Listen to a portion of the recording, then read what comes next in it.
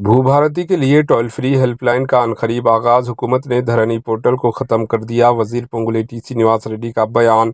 रियासती वजीर रेवेन्यू पोंगुलेटी श्रीनिवास रेड्डी ने ऐलान किया कि जल्द ही भूभारती के लिए एक टोल फ्री हेल्पलाइन शुरू की जाएगी। इन्होंने भूभारती पायलट प्रोजेक्ट का आगाज़ वेंकटापुरम ज़िले मुलुगु और पोसाई गाँव ज़िले आदिलाबाद में किया।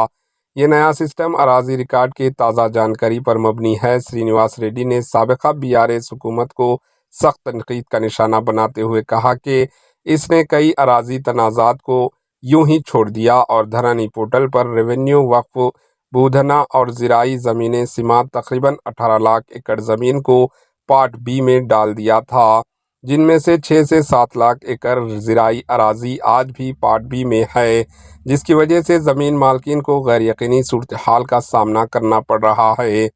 इन्होंने कहा कि कांग्रेस हुकूमत ने अपने इंतखाबी वादा पूरा करते हुए धरनी पोर्टल को ख़त्म कर दिया है और भूभारती सिस्टम इन मसाइल को हल करने के लिए मुतारुफ करवाया गया है।